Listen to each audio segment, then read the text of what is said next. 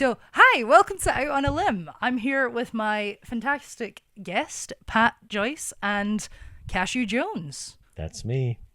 That's him. That's Cashew Jones. The dog is Cashew. The first one's me.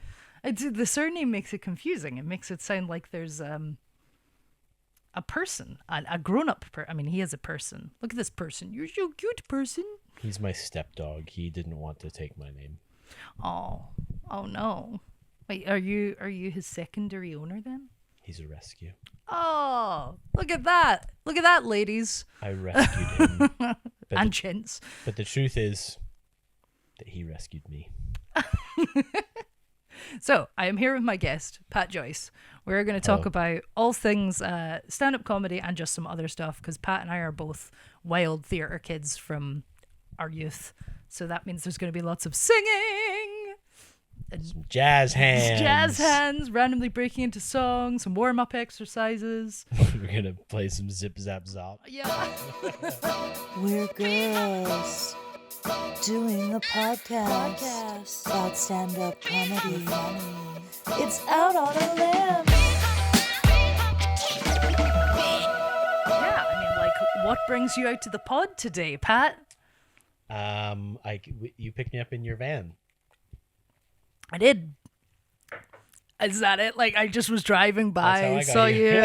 Yeah. I was like, Pat. He's on the side of the road, and I actually had a very important meeting to get to, but Katie was like, you have to come do this podcast.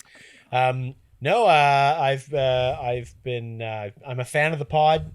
Oh, good. And so I'm quite excited to be taking part, and I'm excited to be here for your audience of your ocean of men. My who ocean are of tuning men. in. Yeah. So men. Are you one of the ocean of men then? Do you actually listen to the pod? It's okay if you don't. I've not listened to Yeah, the pod. I knew you fucking liar. How many episodes have you had so far? I mean, as of today, because there's one that comes out today, which is the extra episode I did with Chris. That's only 3, and the first 2 were just me and Jackie. So no wonder you didn't listen to it. No, that's terrible. Sorry, Jackie. She's never going to listen to it either. I've been generally away from podcasts for a little bit. I like a podcast, but I feel like they kind of come in waves for me. And I'm finding my way back to podcasts and some audiobooks and stuff. But I've been on music for a while, but the Spotify algorithm has started just spitting back the same things to me. No matter what I choose, the algorithm just eventually ends up sending me just like queer bubblegum pop. So I can start out by putting on like some like classic rock. Like I'm going to listen to an old Neil Young. Well, Neil Young's not on Spotify, but I'm going to listen to like an old Bob Dylan album, and then it'll end up bringing me to Chappell Roan and Charlie XCX, and I don't know how it gets there. And I like those artists. I love that kind of music, but I want a bit more variety, and so I need to break the algorithm a little bit on Spotify. Yeah. So I've been back on the podcast train, and Spotify does audiobooks now. They're really trying to push the audiobooks, and you can get them for free with a premium account. I have the premium account, but it's the family premium, and I don't get audiobooks.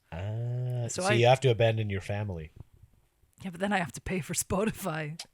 I pay for Audible. I'm an Audible gal.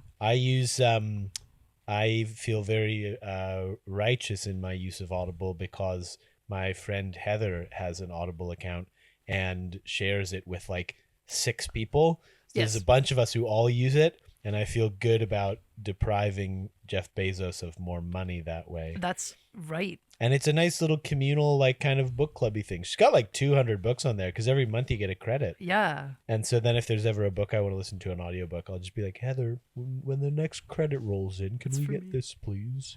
It's also, you can get, so the book is like, it's like £8 for your monthly credit, but you can get 3 credits for 18. Why am I advertising Audible? But like, you can get 3 credits for 18. Hey, listen.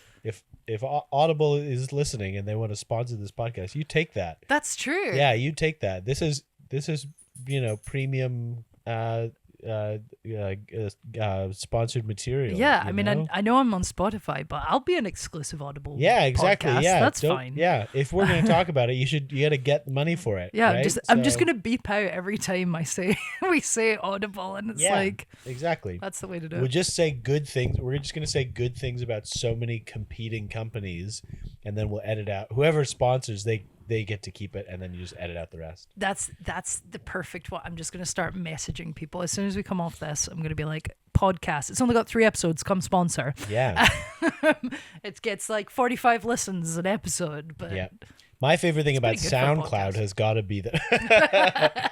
What's the one that Jay-Z owns and Jay-Z runs? What's his? Tidal. Tidal, yeah. Tidal. But I've never met a single person who has a Tidal account. I think that if I met someone with a Tidal account, that would be enough to get me to stop talking to them. Probably.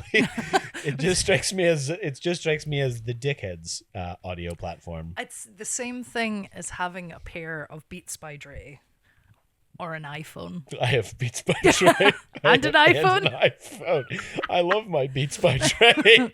Well, as an audio engineer, I hate to tell you, you've been ripped off. Oh, really? Yeah, I mean, they're just like, I have such brand loyalty to my Beats by Dre. no, they're like a fine set of headphones, but if you spent maybe $50 on headphones, what are you playing at? He's cleaning out under your sofa. Oh, nice.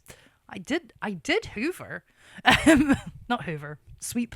That'd be a weird floor to Hoover. That's why you can just hear a little, Yeah, that's the noise of dog feet. it does sound. It sounds like there's some like bugs cracking, trying to get in to the space that we're in. It's just Cashew's nails. He's so cute. His little face. I wish you could see his little face more. He'll be back. He'll be back.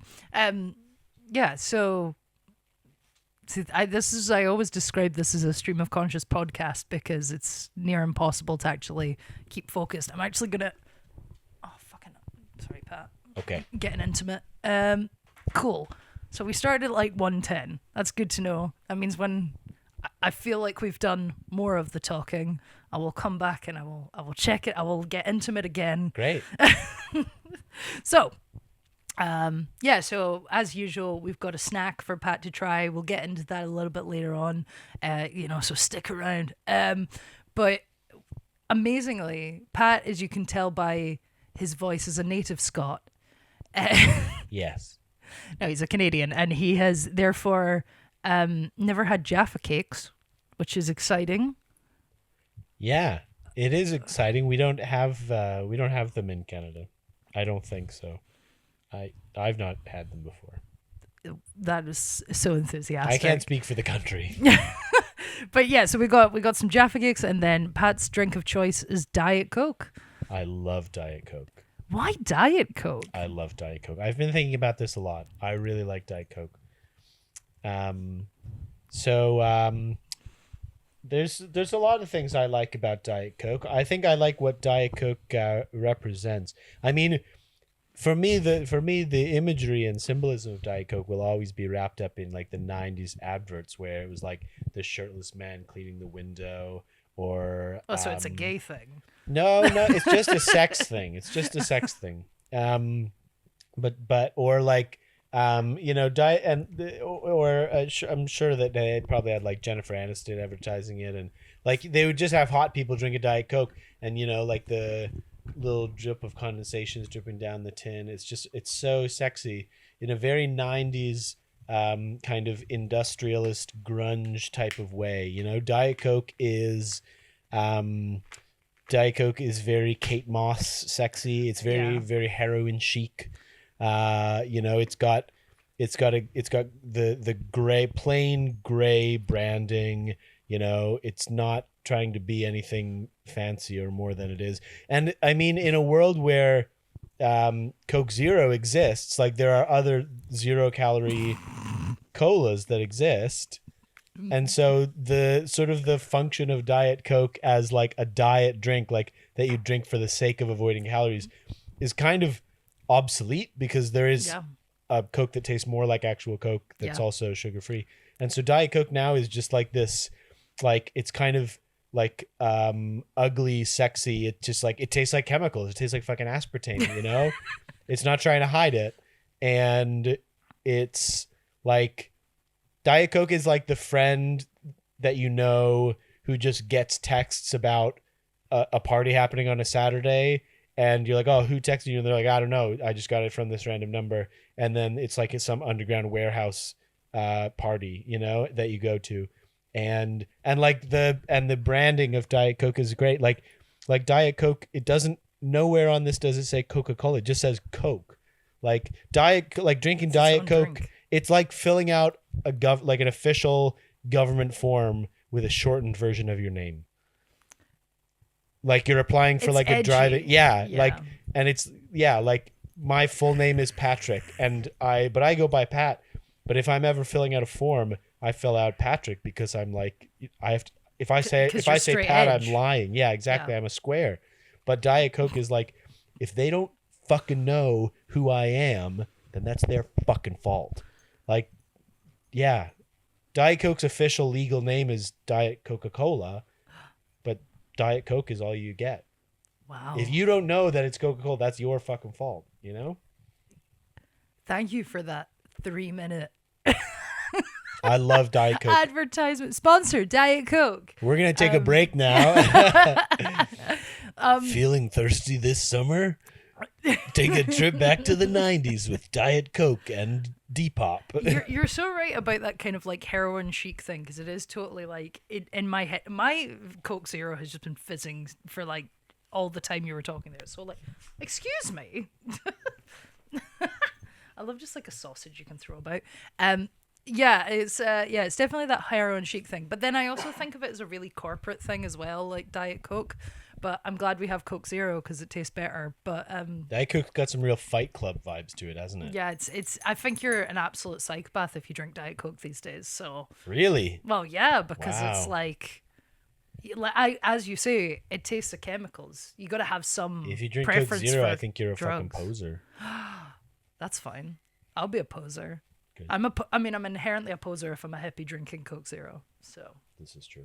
but I don't know if you saw that in your glowing review of Coke Zero and analysis of Diet Coke. Sorry. Can I interrupt you for 1 second? Yeah. I don't think you're a poser. I'm sorry. That's okay. That was very nice of me. We get real up in here, Pat. Don't worry. I know, and I'm being real by saying that wasn't very nice of me. It wasn't very nice. And I'm sorry. That's okay. I won't lose sleep over it. Good. But I don't know if you saw while Katie. you were Sleep is really important, so I'm glad that you're not going to lose sleep. That is super important. It is super important. How many hours of sleep did you get last night? Probably quite a lot. That's not an amount.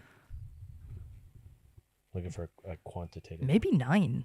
Wow, that's great. Yeah. Oh my god. I love sleep a that. lot. Yeah, as you should. That's Yeah. great. I heard a thing online.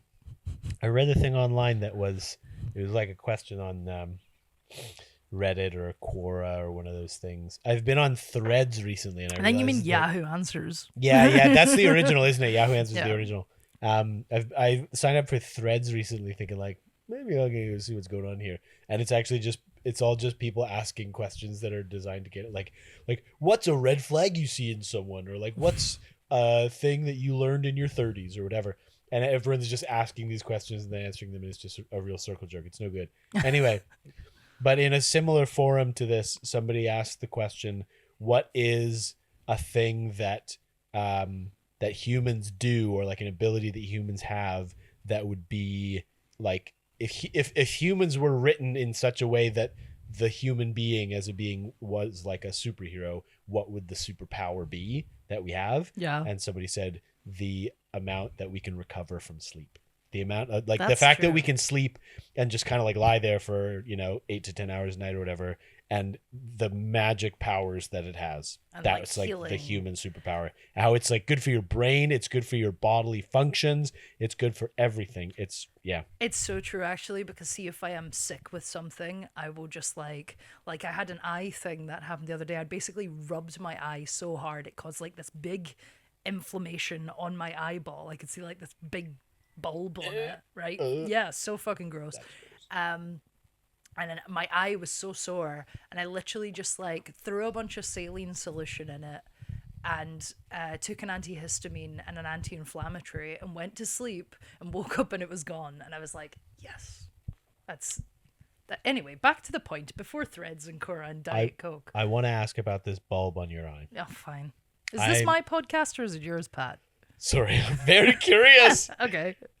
So, this bulb on your eye. I'm of two minds because I have two things going on here in my mind as I hear this story. One, I really hate eye things, like things touching my eye. Not into it. When I hear about contact lenses and people talking about them, or I see people putting them in, I don't like that. Yes. I don't like that at all. And yet the other side, when you say bulb, A bulb. Yeah, I'm very interested in this because one thing I do very much like is I love like a pimple pop. Like I love. So this bulb on your eye, was it a thing that felt like it should be poppable? Oh, or was totally, it like, totally. Ooh, see that I would be so conflicted if I were you, because I would be eye. like, I just want to take a little needle and like, Yeah. you know. Yeah. Totally But would have also been. it's your eye. Yeah, you know? I would never Yeah. do that because that would just be like horrendous. But Don't yes, do it was totally palpable looking. It was like, I'm not even joking, it was like half of like, so the full underside of my eye just like full of yellow fluid. Ooh, delicious. And it was so weird because it was just because I got like neurodivergenty obsessive and just was like, I need to rub my eye, and did it probably for about 3 solid minutes of eye rubbing, and then I went to the bathroom and was like, my eye is still fucked, I need to go look. And I looked at it and went, oh no, and then I looked it up and it was like, take antihistamine, take an anti-inflammatory, use some saline solution, and then I slept. But what I was saying is, while you were ranting about Diet Coke, I don't know if you noticed, but I poured this, right? This is just dirt on the outside of this, by the way. I don't know why it's dirty on the outside, but it's just on the outside. But yes, while I was pouring this Can Coke, I just say? no. Okay. What were you gonna say? I don't care how clean your glassware is, especially the glass that you're drinking. Yeah, you could do whatever you like. It's just mine. Yours is perfectly clean. It's obviously this has been through the dishwasher and it's been like, it's only on the outside. Honestly, if my glass were not clean, I also would not care. Okay, I'm glad we've established. I think hygiene's kind of overrated. Strong agree. One time I was eating an ice cream cone and the top scoop fell on the ground and I ate the ice cream off the ground. I mean, I suppose if it's not like the bit that's touched the ground, like I wouldn't eat the gravel. No, it was like cone. You know, here's the cone, here's the scoop. There were 2 scoops. You know, top scoop. You know, I'm taking a lick and then plop, it falls on the ground. Wow. Yeah. Pat Joyce, everybody. People are too precious about germs. I mean, that's true, because even like outside ground, like it's just dirt. It's not like it's like bacteria in the sense of like there's going to be people just like crying listening to this, but it's not like the likelihood of you getting like E. coli, for example, is way higher on your dirty kitchen sponge than like on a bit of the ground outside. Do you know what I think? This is I don't know if I think this, but I'm going to spitball this opinion, and I think I might think this. Right. I think that oftentimes people will be, germophobic and, very, focused on cleanliness. And I suppose I'll say this with the caveat of, I understand that, this can be a thing that affects people mentally, especially if you have tendencies toward, compulsive behaviors. But just generally, if it's a matter of preference and just opinion, and you have a very strong opinion that like, this thing needs to be clean, people will say that it's because like, it's healthy and it's safe and it's just it's good for you. But you know what? I think people are just being judgy about other people being not as clean, because then you get to hold yourself in this position of like, I'm a clean person. I'm sanctification. Absolutely. Like, in its very form. And I think that it's probably classist. I think there's probably some like judginess there. Yeah. I think there's probably some isms there about because the thing is, you can't really make the argument that like people should eat more stuff off the ground. Like you can't really make that argument without people being like, that's fucking gross. So you can't really argue with someone who's like, that's not very hygienic, because it's like, yeah, you're right, but also You're not like you're not like going to the toilet and then cooking someone food. You're, oh no, that fell on the ground for 5 seconds and then and just like oh. it's all, and also like My nephew, he eats dirt, right? He's 1 year old, right? And we literally, every time we're out in the garden, we cannot stop this baby eating dirt. It's like you look away for 1 second, you look back, and it's like he's got into chocolate. It's like just dark stuff all over his face. It's just, he likes dirt. And it's like, there's nothing really wrong with the dirt. Like we are supposed to have a certain amount of bacteria. There's good bacteria, there's bad bacteria. gut flora. And anyway, we don't need to, but you're right, I think, about the classes thing. There's something there. Your grandparents would have bathed once a week. They survived long enough to have children, to have you. Yeah. I wouldn't like have them doing surgery if they've not just washed their hands, but like, yeah, of course. Yeah. There's of course, there are times certain for it. scenarios where like you gotta be, you need if you're sterility vulnerable and all that. But Yeah. like, we have immune systems for a reason. We live in this world, and we actually have the fact that we have access to all these cleaning chemicals and things like that might not actually be as good for us as, like, there's a reason we wear gloves. There's a reason why we do all this shit. Yeah. So anyway, now that we've had that good long thing, I'm gonna say my thing about Coke, which was while you were having your magnum opus about Coke Zero, Diet Coke. Diet Coke. Sorry, that's a Friends reference. Who used to also sponsor Diet Coke. Coke used to, yep. Diet Coke used to sponsor Friends. When I was doing this, I poured my drink, I picked up my glass, I went to take a sip, and instead I drunk the microphone. So there might be a bit of recording that's just the noise of. But anyway, let's talk about some comedy. All right. So Pat, you started comedy. We did the same course. Anyone who's heard the podcast before knows that me, Jackie, Chris, all did this same course taught by the amazing Viv G. It was set up by another company called Ultra, which I don't need to talk about anymore. I've talked enough about this. Plenty of airtime for Ultra, I think. Yeah, they've had enough advertisement out of me, even if it's not necessarily good. And now a break for a word from our sponsor, Ultra Events. Not ever. Imagine. That's dirty money. We have to find their rival, and they can become a sponsor. Yes. Promote them. I love how I said Audible is not dirty money, Diet Coke not dirty money, but Ultra Events dirty money. That's right. But yeah, so let's talk a little bit about comedy. So first off, just like a basic question, which is, what made you decide to go and do that course?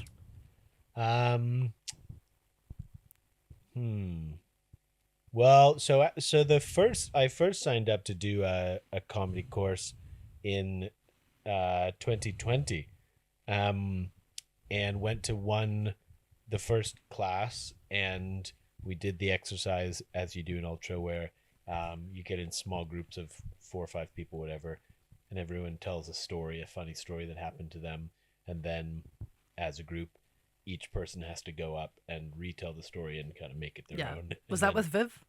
Right. It was the same. It was with Ultra. It was with right, Viv. Yeah.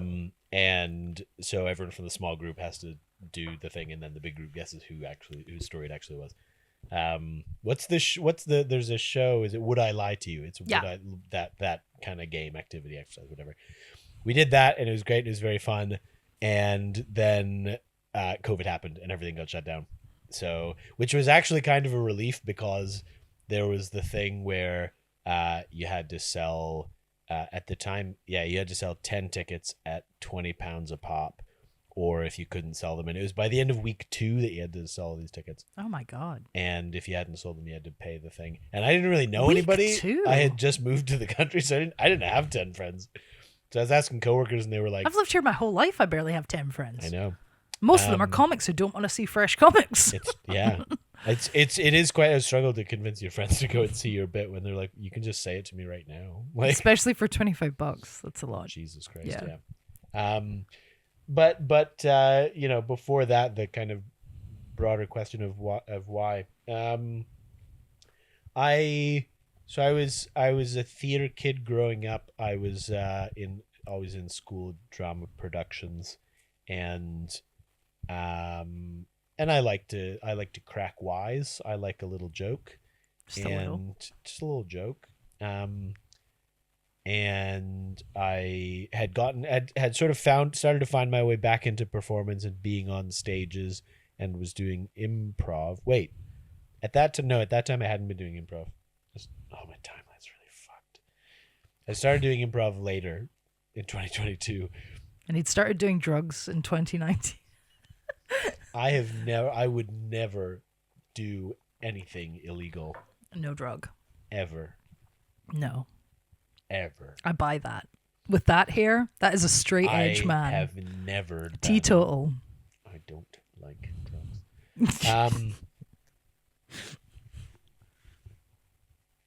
Anyway, Yeah. so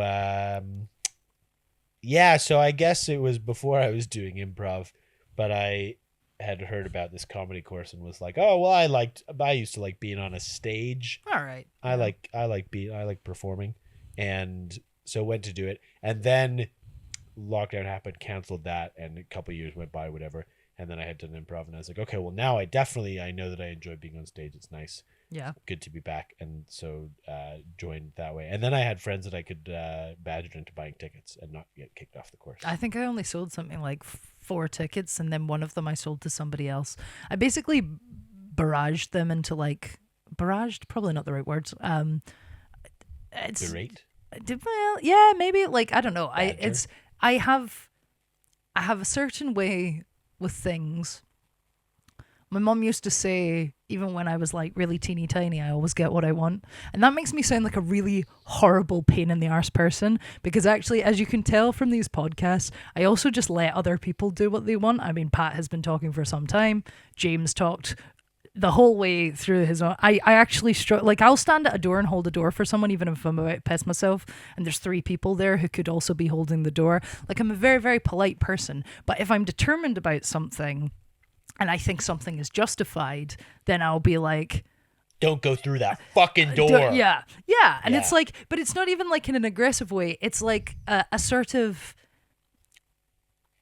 I'll be like, oh, but wait a second, before you get through the door, could you, and then I'll basically have this Have you heard capacity about Jesus for Christ? stalling until, and redirecting until things kind of just work out in my favor. And I basically, with the Ultra guys, I'd stalled on how many tickets I was going to sell until it was like a week before, 2 weeks before, and they said, well, if you don't sell enough tickets, you're going to go into this you're going to have to do this course in April instead, or you're going to have to do the show in April. And I went, well, I won't be doing that.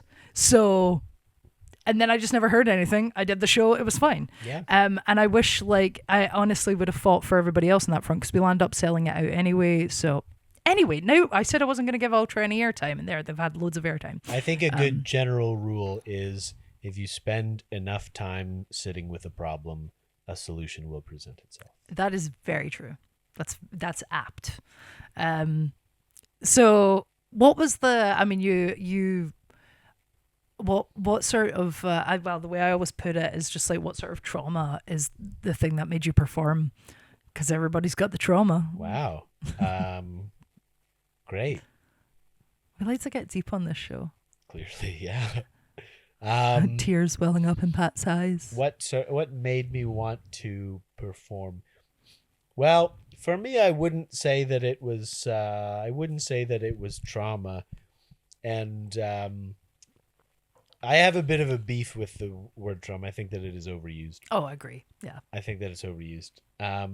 It's almost ironic at this stage. Obviously, trauma is a real thing, of course, and trauma doesn't necessarily have to be something that we would classically think of as traumatic. It can be anything that's unresolved.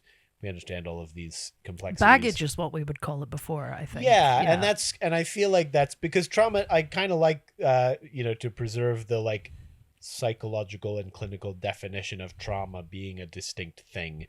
But baggage is a bit more broad. Like, it could be something that's distinctly traumatic, or it could just be something that sticks with you. Yeah. That's, we all got our little bags of crap that we carry around. And so what's in my bag of crap? I think I think I mean when I was a theater kid, when I was, teenaged, that's I think teenage years is probably the years when I think about like the idea of my inner child and the version of me that needs comfort from the adult version of me now. And we talk about reparenting and all that. Yeah. It's teen me. Like as a kid, everything's pretty easy. Like my family's very supportive. My parents are very kind and lovely. And any of the conflict I have with my parents, I think, is just pretty normal. Like navigating various phases of a relationship as you grow up. Yeah. And you become an adult child, and your parents have their changes in their lives. But my parents have always been very kind and supportive. But I think, yeah, it's probably those teen years a little bit more. I think it's when things get really messy psychologically. Yeah. I just saw Inside Out too, which was great. Oh, I haven't seen it, but I always recommend Inside Out because it's very good. It's like CBT in an hour and a half. Yeah, exactly. Yeah. Yeah. It was a good exploration of emotions and structures within the brain, within the mind, I suppose. But yeah, as a teenager, so probably a fairly pivotal moment in terms of my growing up was when I was would have been like 13 maybe. I changed schools, so I went to in New Brunswick in Canada, where I went to school. The school system has 3 levels. There's elementary school or primary school, which is grades. We call them grades. Grade 1 through 4, and then middle school is grade 5 through 8. Yeah. High school is 9 through 12. So it's an even 4-4-4 thing. And I went to middle school in a place called Salisbury. Salisbury? Not Salisbury like Salisbury Hill by Peter Gabriel, but pronounced the same, but spelled S-A-L-I-S, Bury. Anyway, and went there, and it was in a village, quite a small place, and I didn't really fit in very well there. I got picked on, and so then for high school went into the bigger school in the city in Moncton, and thinking, it'd be kind of a fresh start. There will be kids from different schools who won't know each other, Didn't work. Still got bullied. And because unfortunately it's not about the people, it's about you. Yeah, I was a very bullyable kid. I remember at this new school, in the first week I was there, 3 or 4 separate kids came up to me, or they didn't come up to me, they didn't seek me out to say this, but said to me unprompted, "Hey, you look a lot like Bruce Bogtrotter from Matilda." Oh. Bruce Bogtrotter being the chubby boy from Matilda who eats an entire chocolate cake in front of the school assembly. I never really thought about Matilda being such a common reference like that. Yeah. I suppose at the time. Yeah, I looked a lot like Bruce Bogtrotter, apparently. And that stuck with me for a long time. I really hated that thought, and I've kind of always had body issues, and that stuck with me a lot. I actually last year, sometime in the last couple of years, read the book Matilda. Yeah. And I was like, I feel like I gotta take some ownership of this thing. I'm gonna be reclaim fucking it. Bruce Bogtrotter. I have it a drag version or something. I have an image of him, the drawn image from the book, that I'm like, I'm gonna get a fucking tattoo of Bruce Bogtrotter. I'm gonna own it, man. He's fucking cool. The cool thing about Bruce Bogtrotter in the original, I guess in both versions of the story, in the book and in the Danny DeVito magnum opus, the film, Bruce Bogtrotter is truly the first one who takes an open public stance against Trunchbull. He's the first. It's the first. He's protest. A good kid, yeah. Yeah, he really is quite a significant character, because he's encouraged by the other school children, namely Matilda, who stands up and says, "You can do it, Bruce." But he's the first one who is given an unreasonable punishment and decides, "Fuck you! I'm gonna take it, and I'm gonna be better than this. I'm gonna defeat you." And he eats the cake and he wins. Cashew, please. Stop doing that. That's very rude. Um, It's fine. so yeah, so I feel like I've kind of reclaimed that, but yeah, generally as a kid in school, didn't quite fit in. I think I look back on it now, and there also was a part of me that really wanted to be. I took so many of my cues for how to be from film and television, and I had this idea of like the popular kids, and I really wanted to be the popular kids. And the family that I come from, we didn't do a whole lot of like talking, and I think in part that was the era. Like I think It's we convenient you moved here. that I mean, fits in. we're pretty similar. Like, and where I'm from in Canada is pretty similar. Like we're Nova Scotia. yeah, It's in the and, name. And New Brunswick is where I grew up as well. Yeah. But both those places are fairly small, sort of like small C conservative, just a bit, just historically rural, and just kind of have that slightly old school There's a cultural mentality. side to it, Yeah. So we didn't really talk about these things a whole lot, and a lot of the information and knowledge wasn't really available in the culture anyway. We didn't have the internet, we didn't have all these ideas floating around, and so I like at various points had friend groups that were good and like solid friends. Yeah. And I always would want to be like friends with the popular kids, and was always kind of thinking that I was not good enough, and like unless I have unless everyone knows who I am and likes me, then there's always more to strive for. So I had I think I was not very very present or appreciative of the friends I did have. So I'm trying to kind of challenge now this memory, this story in my mind that like high school was a really bad time, and instead be like, maybe it was fine. And you just had a bit of a And bad I just- attitude. Like, Yeah, and I had a bit of a bad attitude, and like I was picked on. That was a real thing. yeah. But probably not to any degree more than any other teenager struggles with their own stuff, and teens are mean to each other because they're all like Trying to figure bundles out. of hormones, and everyone's Yeah. kind of quietly scared and just hoping not to be seen too much, yeah. But I think that's sort of where the thing that I really enjoy about comedy is being able to say things that you thought only applied to you, or that only you thought, and so you're scared to say them, and then as it turns out you say them, and because they're like quite distinct and niche, but also they are like they're other people do understand, that's kind of what makes it funny. I think that's actually a really valid point about comedy. Like, I think it's because what I say is there's now no mutual culture. Everything is microculture from like the internet. It's like you have to be in a certain part of the world, you have to be into certain things or whatever community you're in, and there isn't any last night on Letterman kind of humor. And so a lot of comedy has to really center around being what it's like to be human, and then you start to like express your opinions and the things that here's a mad thought that I thought about, and the reason why everybody laughs is because it's that universal thing. I also think it's very interesting because we actually also had, I would say that my experience sounds really similar to yours from school, actually, because I had lots and lots of different friend groups that were of good people, of good friends, and weirdly enough, though, I was known by everyone, and I was the notorious KCP. Like I had. Did you give yourself that nickname? Just there, Okay. I actually used to have a real disconnect with my own name, like Katie Powell, because I was so well known by people, even if it was people in my school that I didn't engage with.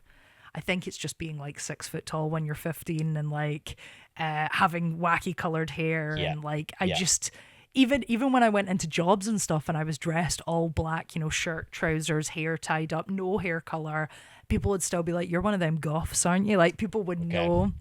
And that's why I say, like, with lovingness, that it's like, it's not the people, it's you. It's like people. Yeah. Like teens especially, they just like seek out that kind of person, and like it doesn't matter where you go, you will always get certain levels of that.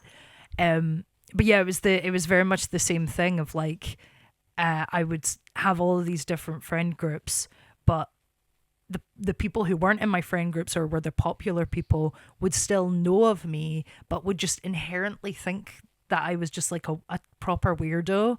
And I was like very much bullied for being gay, even though I wasn't out. I didn't think I was gay, things like that.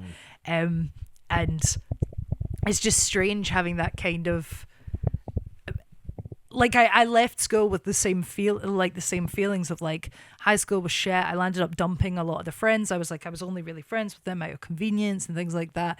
And some of that was still true, but looking back on it, I think I compare my sort of experience to maybe like my dad's experience, which is the same. He thought he was really disliked at school.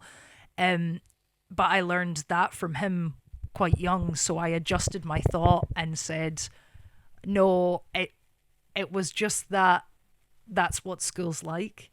And then again, you like come out of life, and throughout life you will come across people that you don't like, and then you'll come across people who are your kind of people, and you hold on to those people. Sometimes those people turn out to be people you didn't think that they were, and then you're disappointed.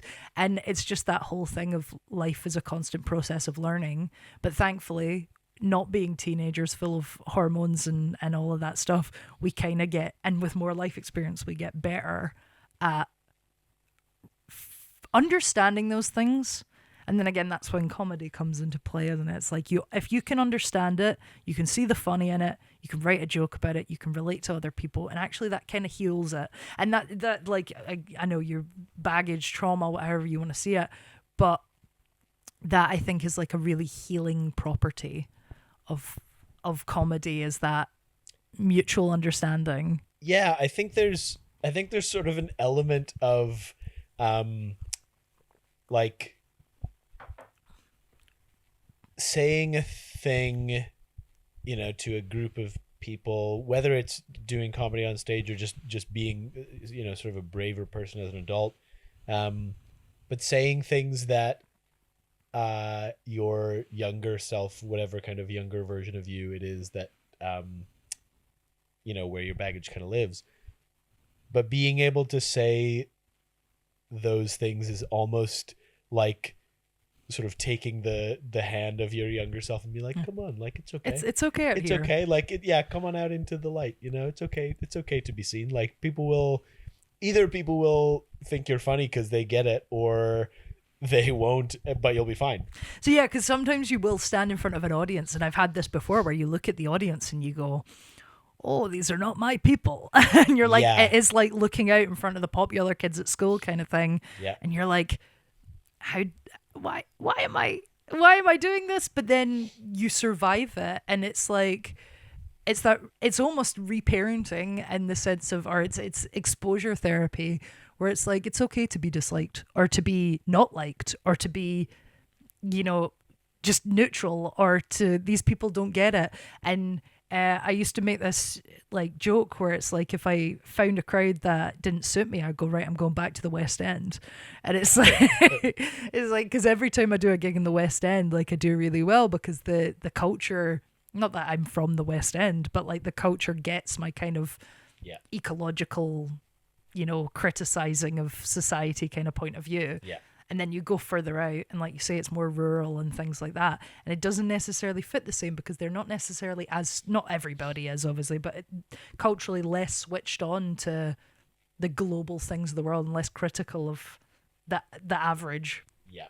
I've had a similar thing where I've been in, there's one night in particular that I think of where I was playing to a room and I realized the whole room was like lads. Yeah. And I was like, oh fuck, my jokes are not going to land. Yeah. Because I think a lot of my humor is, I mean, I think this is probably true of everyone, but you kind of write jokes for people like you and your friends. And most of my friends are like millennial, queer, probably mostly women. Like, I have more women friends than men friends. At least people are comfortable with their being more agendered. Yeah. Yeah. Less stereotypical. And this was like, dudes talking about like the football and all that, and I was like, this is not gonna. And I was like later on in the bill, and I was like, this is just not, I just got a pretty good feeling this is not gonna be my night, and it was not, but it's fine. You survived. It was fine. It was a pretty small crowd anyway, so it didn't really matter too much. A small crowd, an open spot gig. Who'd have thunk it?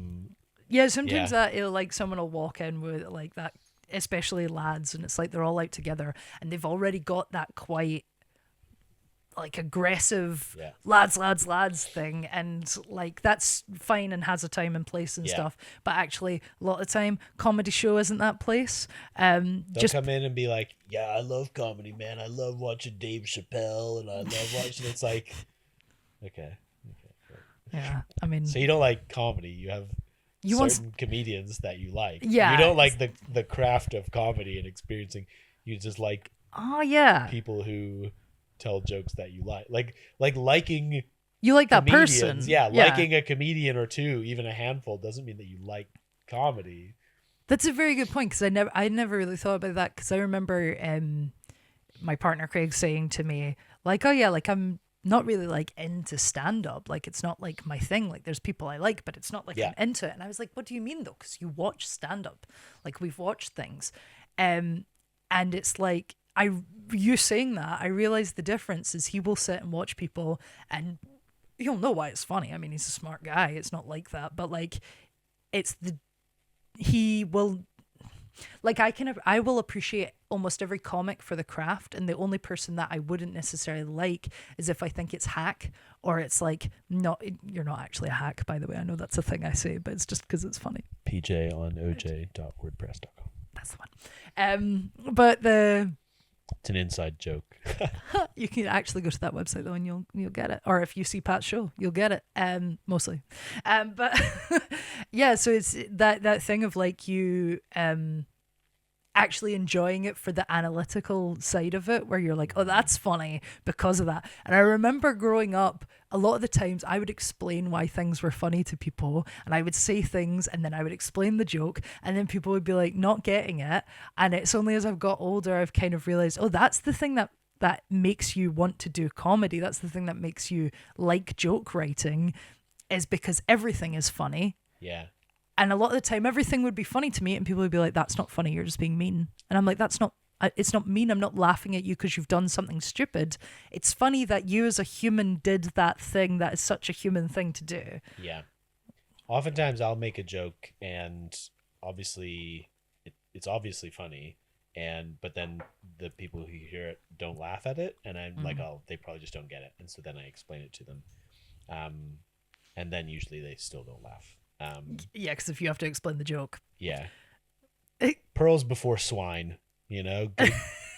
good comedy wasted on a bad audience. It happens all the time.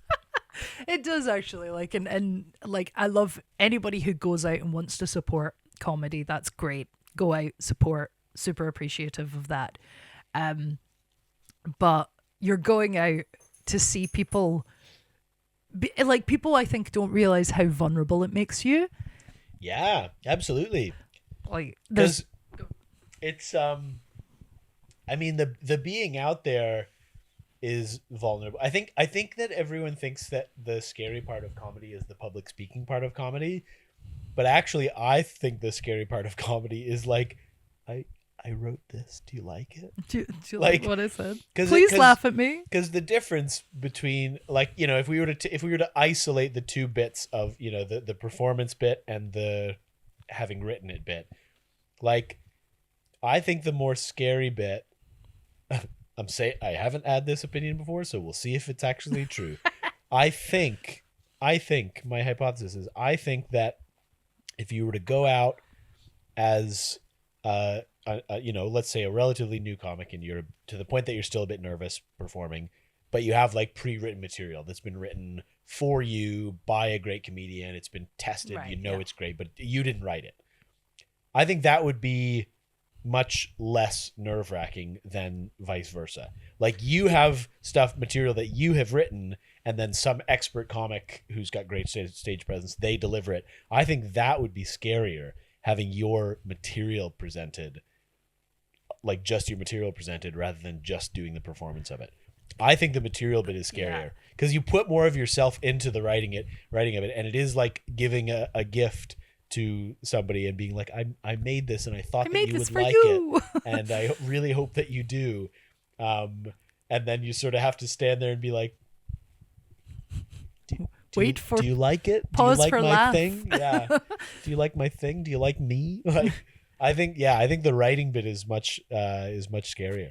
I think you're 100% right in that front, because the point where I stopped being nervous about going up, because I don't get nervous doing it anymore. I mean, unless it's like, oh, this is a really important show kind of thing. And I'm not saying I don't know how it would be if I was suddenly to have to go and perform live at the Apollo or something, but like I don't get nervous about going up and doing it, because at the end of the day I'm like, well, I know this is funny. And I it's already had the approval. Yeah, when it's material you've done, you've worked it, you know it works. Yeah. But I'm terrified. I've got new stuff and I keep putting off doing the new stuff, and I'm doing new stuff on the 26th. I've agreed, I've like determined, but it's my first time going out and doing it. And my mates are coming over from Rome, and I booked the show because I was like, you guys are going to be over here at this point. You really want to see me perform. I am going to do new material this night. Why have I decided to do those things in tandem? Yeah. But can I have a quick interruption? When you Yes. talk about your friends, do you say your Roman friends? friends, Romans, countrymen. Well, just in general, like to say My- my Roman friends. Well, he has Roman, I suppose. Well, one because of we them. don't really... The other one's Irish. Because but I feel like when we talk about Romans, it's like the empire, historically. But like they're Roman. they are Roman, yeah. I mean, he looks Roman. Yeah. He's like very Roman. It's Yeah. quite funny actually, My because Roman he looks when you walk about Rome, he like this isn't a completely respectful way I'm saying this, but he is. I see him everywhere. Like he has a blueprint. Like his genetics are all over the world. Yeah. And okay. he's like a very and if you looked at him, you'd like be Genghis Khan. like, yeah, he looks quite like Louis Theroux, to be honest. Okay. But like a Roman version of Louis Theroux, like a more Roman version, as opposed to like Louis Theroux wearing an olive branch. of, around his of course, head. yeah. And So the it's like, toga. but I've been to places, and it's not here so much, but it's more in Europe, and you will like absolutely just see him. And I'm like, oh, there's Leo. And then I'm like, oh, it's not Leo. He's in Rome, obviously. But he is Roman straight up and looks very Roman. But yes, I get that. It's funny because my brother is like really obsessed with Rome in a slightly questionable way. You know how people are about the Roman Empire. I've No. heard this on the internet. Yeah. Yeah. But he thinks about the Roman Empire every day. And when he went to Rome, it was a very it was his experience of it's very historical, and it's about the history. And I usually go to places I love the history, whatever. But because my friends are in Rome, it's more like, to me, it's like a kind of modern culture. And You're bopping around, checking out Frini e Frizione kind of thing. Exactly. I know about Rome. I know yeah. Roman bars. You want to go to San Callisto and Trastevere. It's one of the best bars, like, out. I only know the one. Yeah.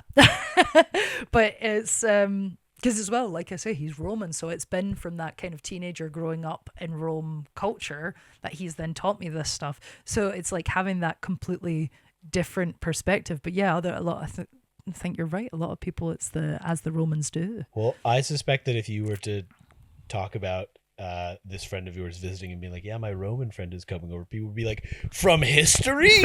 He's coming from the past to visit you? I think Greek has the same thing, right? Yeah, exactly. Like, Yeah. it was for sure. When I went to Greece, a couple of years ago. I went to Rhodes, which is a Greek island, Yes. and I have. It's where all. No, wait, that's wrong. You're gonna make an all roads lead to whatever. Okay. Yes, but there's another phrase that is about roads, but I've forgotten it. Yeah. I'm a hack too. Don't worry about it. Why did my agent send me here? Cashew, why did you send me here? No, what I was gonna say. Yeah, I was in Greece, and I have dark curly hair, and I'm quite hirsute. I have a lot of body hair. Yes, and you're. everyone there was just like, yamas. They all thought I was Greek. Yeah, you've definitely. So yeah, so I was there, and everyone just be like, "Hey man." I have the same thing because like genetically, even though we're like quite Celtic, on my mum's side, we're all got this slight olivey skin tone. But because of the Celtic, I'm very pale. But like I've got this green undertone and then dark hair, but I'm so tall.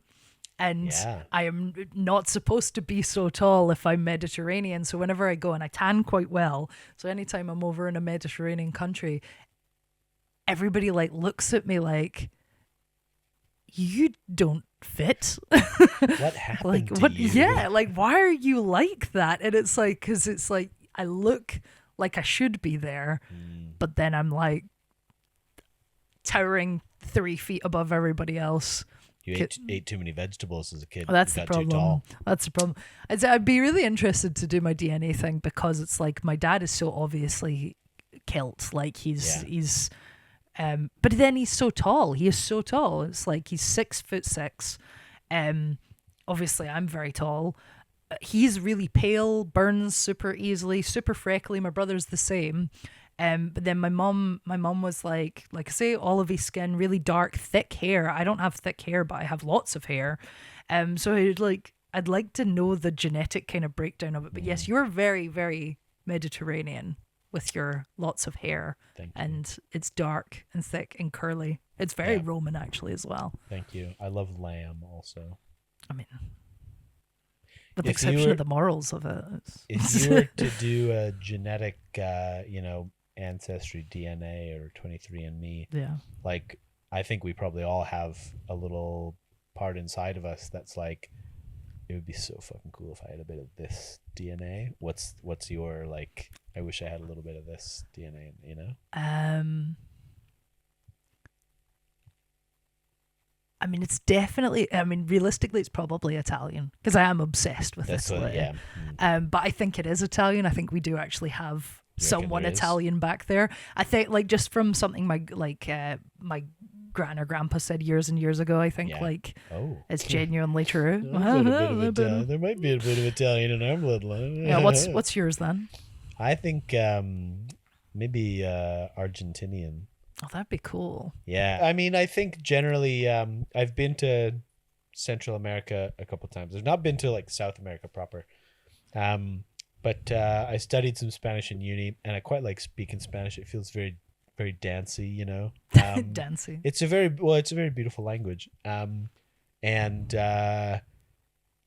and I feel like, I mean, I have dark features. I tend to tan reasonably well as well. You're pretty tanned even for this Thank time you. of year. I've been hanging out at the park in Nice. the sun. Yeah.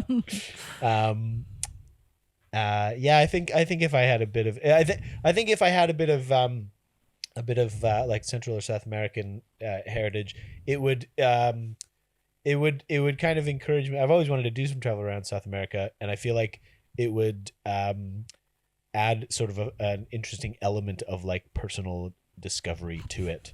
Because otherwise, I think that I'm just sort of a boring North American / white tourist who's just like, I want to go learn to do the tango in Argentina, and maybe it's totally okay to want to do that just for a tourism Yeah, reason. probably. Maybe that's the thing I need to get over a in little myself. bit self-biased. There's a part of me that's like, if I have some South American DNA, then I'm really justified. But really, I should just be like, I can go somewhere. Just do the thing. Just because I want to go travel somewhere. Yeah. But maybe I would have some family down there or something. Maybe That'd be fun. find a place to crash. Some distant cousins or something. That is really interesting, because I do think like probably being Canadian, you have less of a kind of, because I know like in North America there's quite a lot of thing about like the white person kind of thing, and it becomes this real generalization and saying like white people don't have a culture, that sort of stuff, whereas in Europe, like That's where white people come from. yeah, like I mean, I'm Scottish. Like that's my culture. It's not like I don't identify by my skin tone. I'm Scottish because I'm from Scotland and I come from the Highlands and all of that sort of nonsense. So yeah, I can see why it's maybe like a barrier to allowing yourself to, because Spanish, like I mean, it's it's an hour away really for Yeah. us here comparatively. I think you've hit on a good point, and I think part of it is truthfully like Canada and the States are too big. Yeah, Like they're too big to be countries, and it's weird that they are. Yeah. Yeah, it's weird. Because they like have these then smaller sections which are really the size of countries. Yeah, and like it's and there's weirdly like, you know, for a big geographically big place or two geographically big places, there's sort of weirdly like one national culture, which is itself kind of the result of colonial ideals being spread and being like, this is who we are, this is what our country is, you know, we're Stands this for. And don't get me wrong, I do love a bit of Canadian culture. I don't mind a bit of Canadian nationalism. I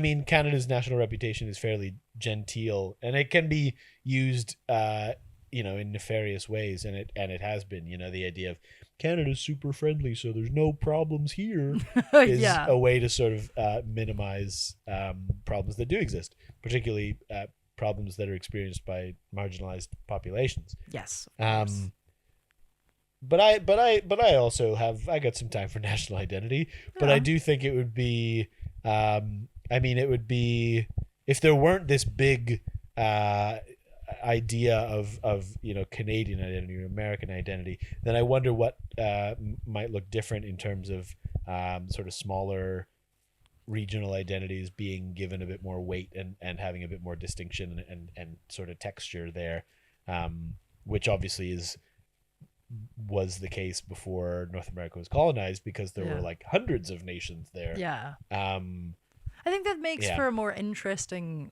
global tapestry, because I don't. It's a good. And I love the tapestry analogy. Yeah. Like I don't, because I personally like don't like the idea of. I mean, we're such a small country, like Great Britain, as like, you know, in its fullness. Yeah. And it's got this identity globally, or did have this identity that was really had a lot of erasure of Irish culture and Scottish culture and Welsh culture.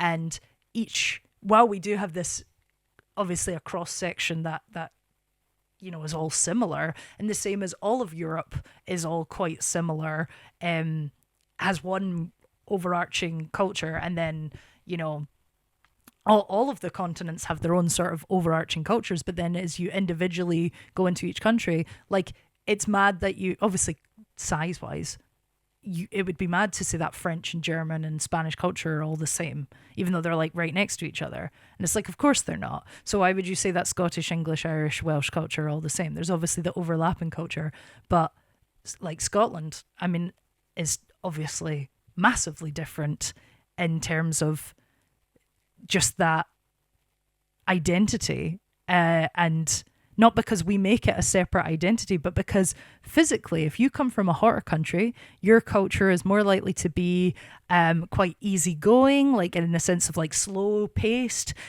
People are are more likely to be quite erratic, loud, enthusiastic people. Probably outside more, interacting with your neighbors more often. And it literally all comes from like the fact that it's hot. And like you have to deal with that in a certain way. And when it's cold and windy and hardy, you're going to become a tougher people who are more likely to, like, they have to have humor in some way, don't they? So they tend to become a funnier people because they've had a kind of harder, bunkered down life. You're more likely to have culture in pubs and things like that, as opposed to like outside and out in the world and things like that. So it's just like important that these things are kind of recognized in their way. I don't know why we've landed up getting so deeply into anthropology here, and I love it. I have a degree in this. I love this. Oh yeah, yeah, I do. That's cool. Yeah, I mean, it's part of my degree. I'm just gonna check we're gonna get intimate. I'm just gonna check the time briefly. It is 2:15 because we've been going for an hour. Right. Okay. Great. So we can go back to the agenda that you have. Yeah. So what I'll say is I'll do my little. It's like, okay, so either I'm going to cut this bit and it's going to be fine, it's going to be one whole episode, or this is going to split into 2 episodes. So either keep listening or see you like in 2 weeks and we'll do another part 2, because damn, these some chatty guests, man. So for part 1 of the episode, maybe. Yeah, thanks for coming on, Pat, Cashew, and we'll see you for the next one. It's out on a limb.